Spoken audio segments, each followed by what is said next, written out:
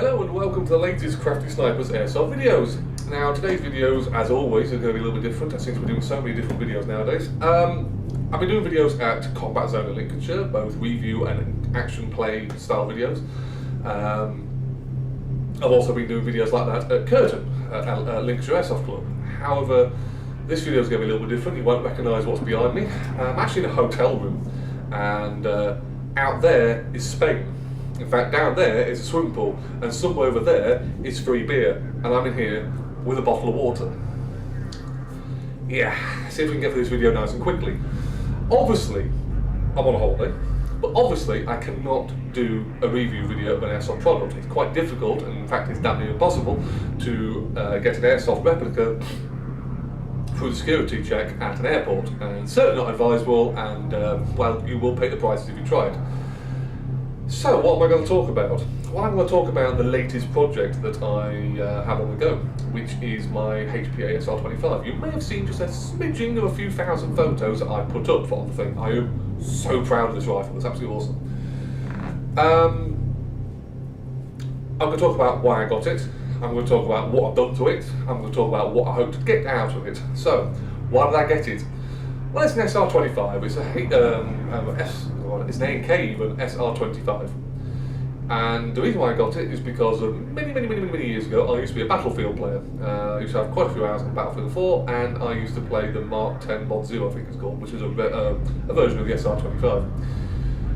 Eventually, in Airsoft, I managed to get a Airsoft version of the SR25, and I absolutely adored it. The thing about ANKs, their externals are actually pretty good.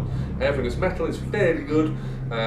Rail systems are good, you know, and it looks the part. It looks like an SR25. However, the internals, garbage. Absolute garbage. So I was going to completely gut them and put in a new set of swings and gears and all that kind of stuff and make it into a 400 feet per second beast. And that's when HPA entered my life. Now you're talking or looking at the person who slagged off HPA. I'm sorry, I just did. I slagged Polestar off.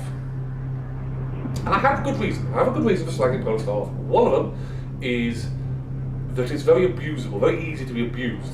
It's not, you know, the system, if it's an electric gun, you're very hard to change the spring, unless it's got a quick spring change, which even then is quite difficult to do. But on a HPA rifle, on a Polestar, you can just tweak the settings on it and suddenly it becomes able to shoot at 60 rounds a second, which I still say is a stupidly high rate of fire. I don't personally agree with it. I may agree with it if it's on a burst fire mode and you're firing 2 or 3 rounds out. That 60 rounds a second down to 3 rounds, however quick that'll be, is quite impressive, and you're not hopefully going to hurt someone, which is the big thing. The big bugbear to me was these people using 60 round second rifle, high caps, and just hosing people. Unfortunately, most of that was in America. But anyway, I go bored. Team Zoidwolf, loyal member, and the members of Team Zoidwolf started to pick up HPA rifles and kits and all that kind of stuff, and it ended up being that pretty much everybody had a version, a HPA rifle, machine gun, whatever it was, in their collection, and I was the one with nothing. I still, at this point, wasn't a fan of HPA. That is until one thing happened, and that was my good friend of mine, many years.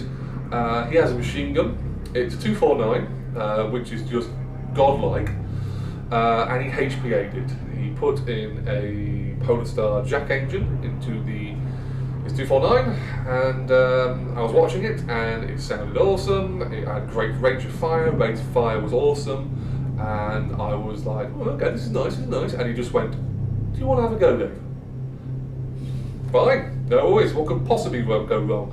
So yours truly gets onto a 249, which just about fits me nicely, and fired out a couple of bursts. And it just went like that. I suddenly saw the point of HPA. And I was like, oh my god, this thing was reaching out over 70 meters. And it was doing this with accuracy and the rate of fire of a machine gun. It was very scary. I suddenly started questioning, you know, what it's like to have a tank on your back, which is obviously the big bugbear to a lot of people. And it says, well, here you go, here's the tank. So I put the tank in a backpack on me, the lines coming out the bag and into the pistol grip of the 249, and I held this rifle. I could shoulder it, I could hold it, in a kind of relaxed position. I could move with it. It was not hindering me one little bit. So that was it. Done, dusted. Yours truly wants to get HPA. Obviously, I've got a machine gun. I've got a G&G GMG42, or for the layman's out there, it's an MG42. Awesome piece of kit. But I wasn't going to HPA that gun. I went back to the SR25 and I thought, I'm going to HPA that, because that's the gun that was going to get gutted anyway, so I put a HPA system in it. Well, hey, where we go. So, long story short, I picked up a Polar Star jack engine, dropped it into it, fiddled around with some of the internals, a couple of matches go by, setting it up, all that kind of stuff, learning how to work with a tank on your back and a line coming out. And the end result is I now have a rifle, SR25, that can shoot .4s, at over 80 metres. In fact, I actually walked out down the range at Curtin and Lindsay at Lincolnshire Airsoft Club, and I went past the 80 metre mark, walked out to about 85 metres, and told my friend Rich to blat out 5 rounds. Pop, pop, pop. I couldn't even hear him at this point. I mean, I literally had no idea when he was firing. The only way I actually figured out he was firing was when he hit me at 85 odd metres. I mean, obviously, to aim for a single person at 85 metres with a BB gun, let's call it what it is impossible. You're never going to hit them. It's going to be an accidental shot. And he was accidentally. I apologise, he wasn't aiming for me, but the round just came in, the wind caught it, and it smacked me somewhere on the shoulder. So. And it still had a bit of force left in it for me to go, yep, I've just been hit. He started to fire out a few more rounds, and we actually went out of the range into the play area. And I lost count after about 100 metres.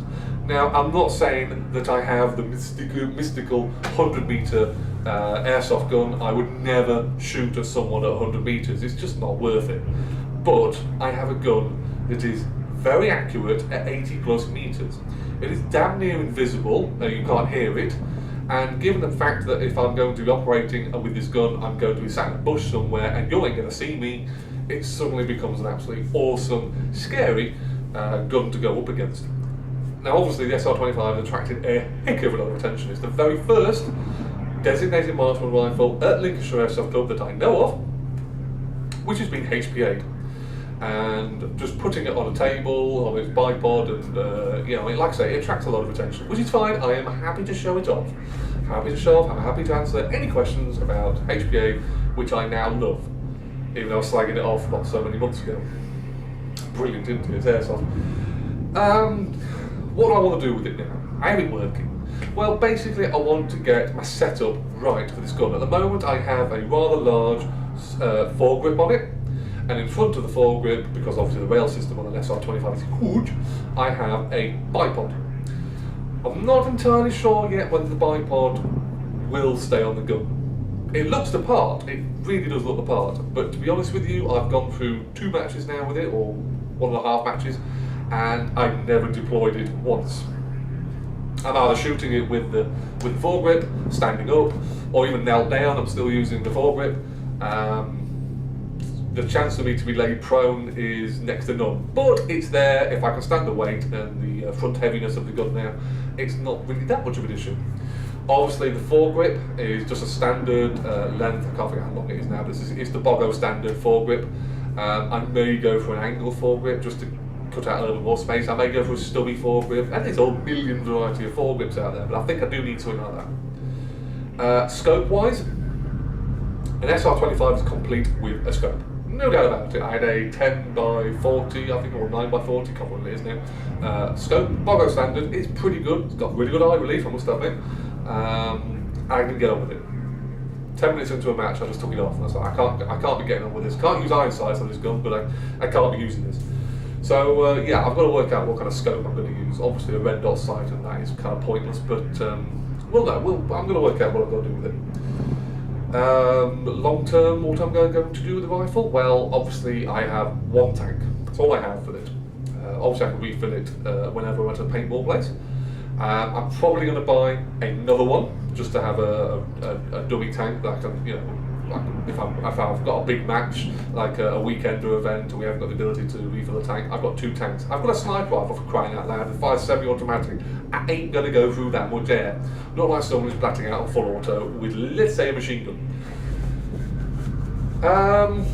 Projects for the future, HPA wise, I don't write it off. I have no intentions on doing anything yet. Obviously, we're coming to the silly season of the year, that being Christmas. Who knows in the next year? Who knows at all? So that's me talking about my lovely project that I have, the SR25, my HPA rifle that I was slagging off, like I said, a few months ago. I love it. I highly recommend it. Polestar engine, absolutely awesome.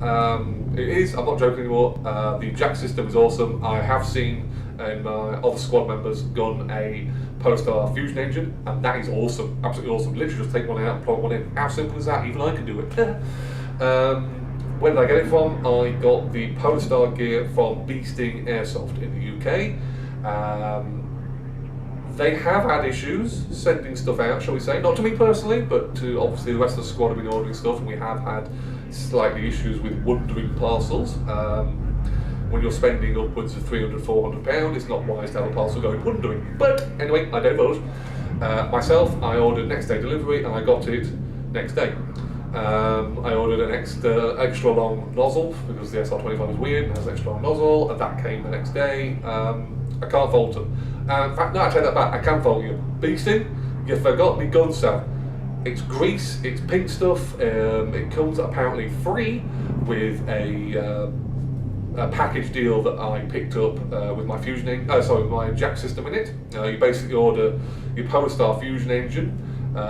You order your tank, regulator and line, and you should get some gun salve in it, and yours truly didn't get any. Kind of needed that, but yeah, part of a team, so let's get that sorted. But yeah, other than that, Beasting, pretty damn good. In fact, they've got pretty much all the HPA stuff there. I would order from them again. Where did the rifle come from? That came from Patrol Base, my favourite shop, and I'm not saying that to get sponsorship, that'd be nice. But no, seriously, Patrol Base, absolutely awesome set of guys. If you go in there and you're just umming and ahhing, you haven't really got an idea of what you want, speak to them, brilliant, very informative, and they're not just telling you stuff to sell you stuff, they're actually telling it because they're experienced airsofters themselves. They know what works, and they sell what works, and usually at a good retail price anyway. So, like I say, rifle came from there. Ammunition, I think that came from Patrol Base as well. .3s and up. .4s it's firing out now, so that's awesome. Yeah, rest of the bipod, that was in my collection. Sorry, the foregrip was in my collection. Bipod, no, that came from Amazon. I can't remember where it came from exactly, can't remember who I ordered off, it's like £30 odd. It's not the smallest bipod in the world, it's the next one, the 9 to 12 inch I do believe, which is more than ample for the rifle. Anyway, that is the whole package, wearable stuff. I hope you guys find this video informative. If you want any questions answered, please feel free to ask them. If I'm at a site and you see me and I've got the HPA rifle with me, you want to have a go with it, please feel free. Yeah, go on, have a go. I really, really endorse HPA. Like I say, I'm slagging it off. It is a good system. It's a great system actually, and it's showing that it can, probably change the way I play airsoft, most likely for next year. So anyway, I'm CraftySniper. This is my water, which I had. My beer is down there somewhere. Have a nice time. Enjoy my holiday, and I'll see you when I get back.